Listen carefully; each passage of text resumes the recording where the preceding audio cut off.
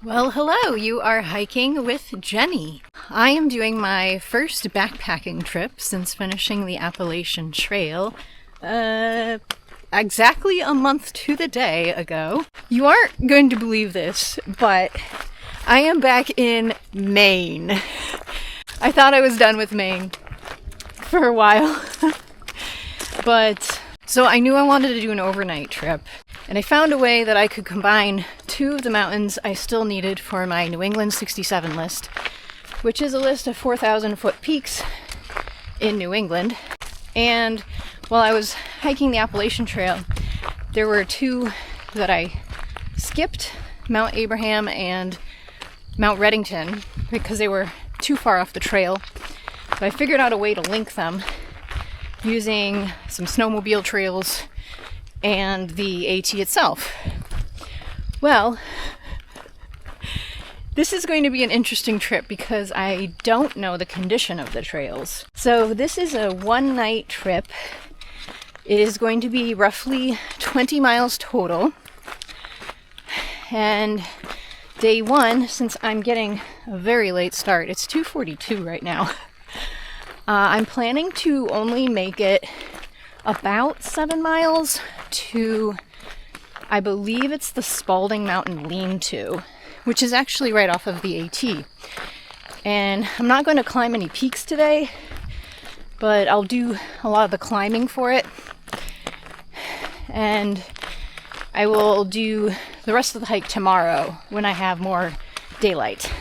I have no idea how this is going to go because I've already ran into a couple snags in all of this. Not just the fact that I got such a late start. My wrist is bothering me. I think that I injured it somehow. I don't know, overworked it or something, but I don't have full range of motion on my left wrist. It's not affecting my use of trekking poles. It's mostly like a movement I don't really do much, which is bending my wrist down. It is my non-dominant hand, so I'm not too worried about it. So the other thing is, this morning, or last night actually, I had plugged in my battery bank to top it off, and this morning I forgot to grab it. So I have no battery bank, which right off the bat is like, oh my god, that sucks. So since this is only going to be a 2-day trip, I am thinking I could probably stretch my battery usage over the 2 days. And I have my phone in airplane mode. I am going to check it sparingly just for navigation purposes. I'm going to try and preserve that battery life as best I can. Oh, and the last thing. So the reason I'm doing this road walk, I could not get my car over some of this road. It was in pretty rough shape. I got like 2 miles in, and then like there were all these like ginormous potholes and stuff, which isn't very friendly for the Prius. So I decided to park off the side of the road a while back and finish I think it was like another 1.4 miles to the trailhead from here, which isn't bad. I figured better do that than potentially like wreck my car somehow and get stuck out here. So it is going to add a little bit to the trip.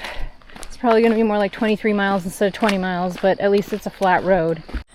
I'm pretty sure that up there is Mount Sugarloaf, where I spent the night in a ski hut when I was on the Appalachian Trail.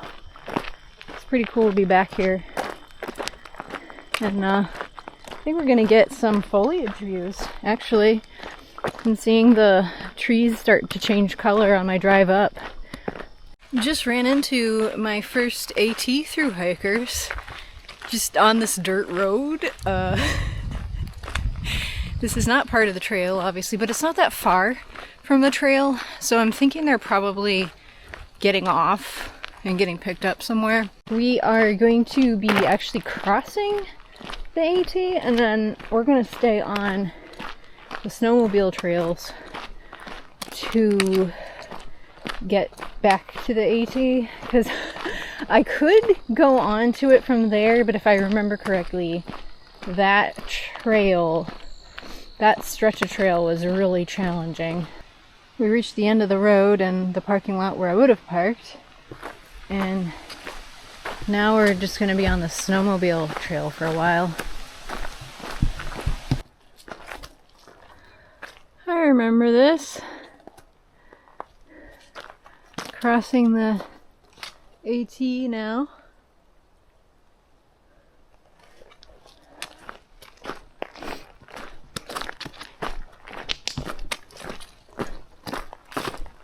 Well, so far so good. Been going on the snowmobile trail for about a mile or so now, and it's been kind of following a gradual up, which is nice. And I'm about 2,500 feet elevation right now, and the camp is at 3,100, so we don't really have a whole lot of climbing left. Reached a junction, so we gotta go left, but tomorrow I need to go right. Trail looks a little grown in that way, but hopefully it won't be too bad.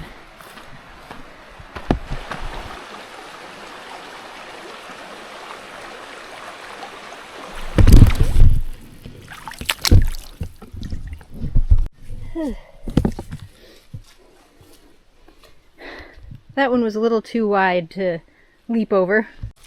So, while I was putting my shoes back on, I could hear some noise in the forest, and I thought, oh no, like this is, I'm finally gonna see a moose. But I was like, hello? And then someone was like, hello? And it ended up being a young man who was out for overnight as well. Ooh. He did a slightly different route than I am, but he's camped at the campsite that's at the junction of the AT, and like back where I came from. And unfortunately, so he came down the trail that I am intending to go up, and he says it's barely a herd path. So that's not encouraging. So I don't know how this is gonna go. I'll show you what I'm currently working with. So after I crossed that little stream, it's been like this. All grown in, blow-downy maze of crap. Oh gosh. I kind of worried that the trails out here weren't really going to be trails, and he kind of confirmed, like, yeah, there's not actually a trail. It is possible to get through it because he made it, so maybe it'll be fine. It's just going to slow me down a lot, I think, if I'm like, I don't know where I'm going.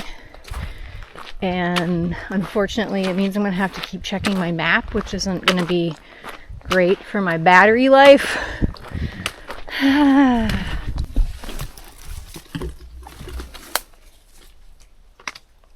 So, I'm strongly considering just giving up and turning around. This looks really bad. And I might go a little further to see if it gets better, but I don't want to keep doing this for even a mile because it's just gonna be awful. Yeah, that looks really bad. I'm glad I scoped it out, and I know this is not a route that can be taken or should be taken.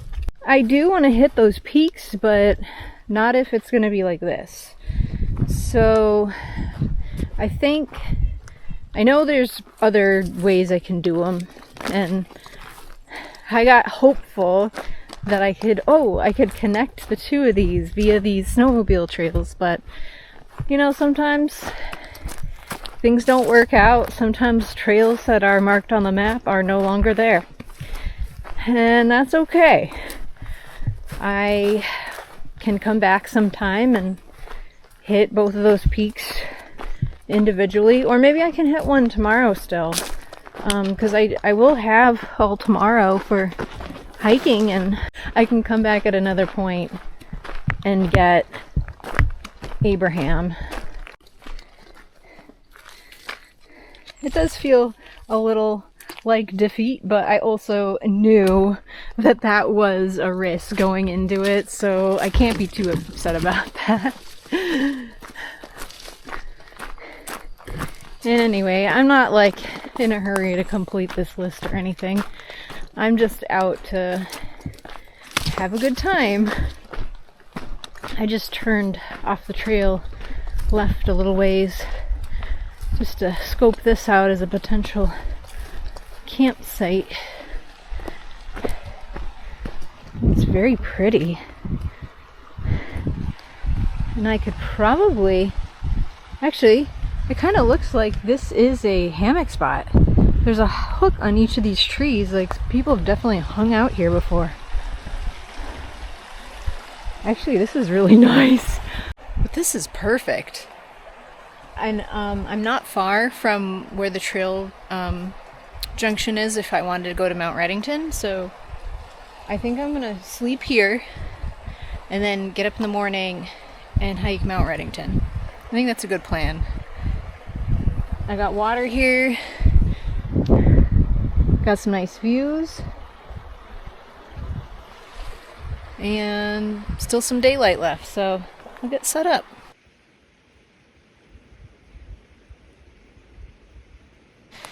Alright, got my hammock set up and dinner is rehydrating right now. I talked about when I was on the AT, a mouse chewed through my bug net, and I bought these Gear Aid mesh repair kit things. So this is the netting that covers my shelf, and I have two here.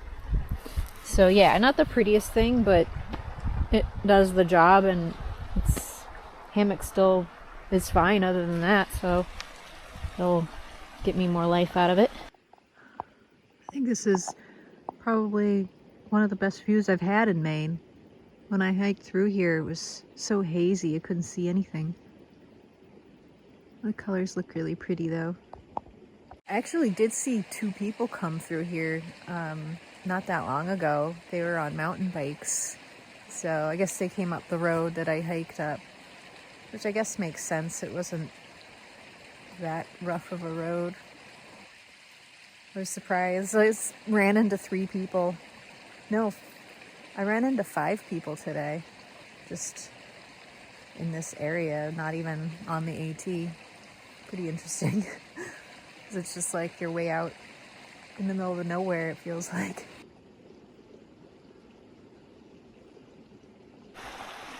I don't know if the camera is going to do this justice. Actually, it might. But the sky, like, you see the blue sky and the pink clouds. So pretty.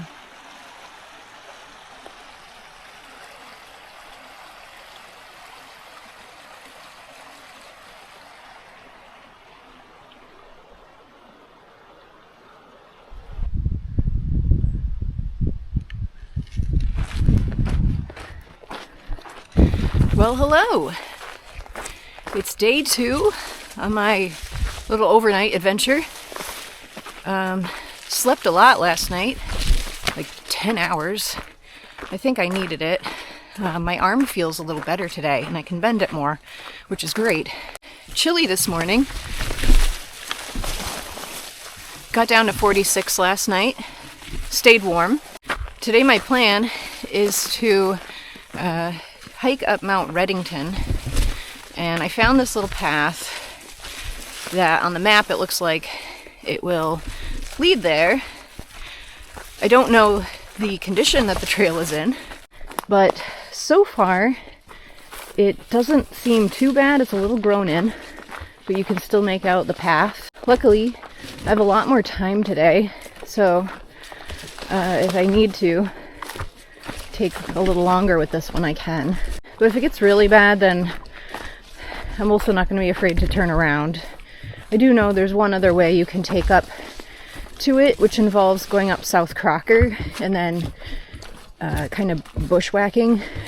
But it's not really a bushwhack. It's like one of those, there's a trail, but it's not like a official trail kind of thing. But the reason I didn't want to do that was it was going to involve more climbing, because you have to climb up and then down South Crocker. This kind of removes that obstacle, at least.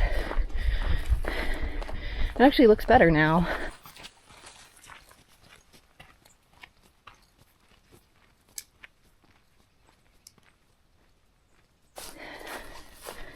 So far, so good. I think we're gonna start climbing a little bit. This hike is actually going by pretty fast. So I came to a junction we need to take to head up Mount Reddington already. I think we have maybe a mile or less to get to the summit from here. So really not a bad trail at all. I'm actually surprised it hasn't been more grown in. I know some people do hike this trail because I did see human footprints, but I probably saw about as many moose prints as human.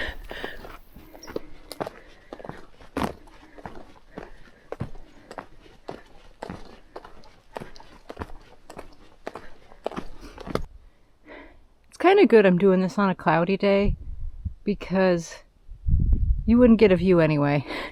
It is a wooded summit. But I found the summit marker. So that's number 63 out of 67 for me. So I have 3 left in Maine and 1 in New Hampshire. Alright, well, I'm just gonna head back down the way I came up. That trail really wasn't bad. Actually, I'll link the route that I took on this trip, and I'll mark where I camped, because that was a really nice campsite. And if you do it this way, if you want to do it as an overnight up Mount Redington, I think this is a pretty good way to do it.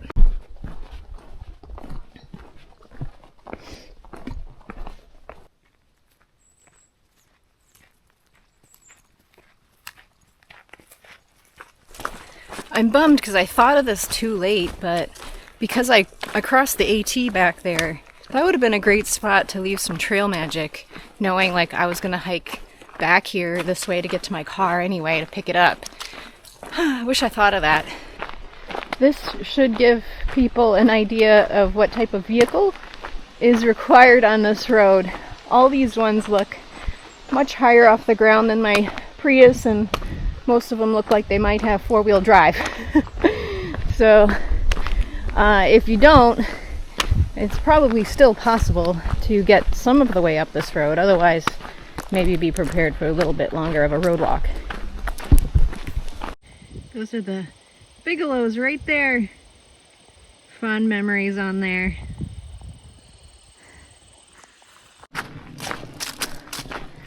Alright, made it back to the car. There's another car parked right behind me that looks like they could have totally made it up. This part right here is what I didn't want to take my car over. Like, you can get through here, but it was just sketchy. I didn't want to risk it.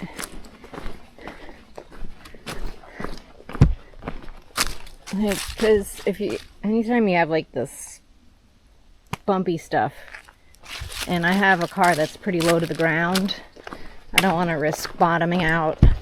Hello, so I'm home editing this video, and I forgot to kind of recap the trip. I think despite the slight hiccups with the route on this trip, I think it went really well. I didn't expect to have such a beautiful campsite, and I just stumbled upon that.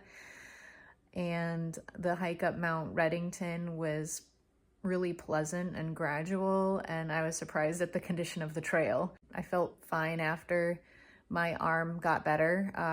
I don't know what that was, but it wasn't anything serious apparently. So I can move my arm just fine now. It healed after a couple days. I'm really excited to get back out on another backpacking trip. I'm also working on my post-AT videos still, so I'm hoping that I'll still be able to maintain a video every week for you.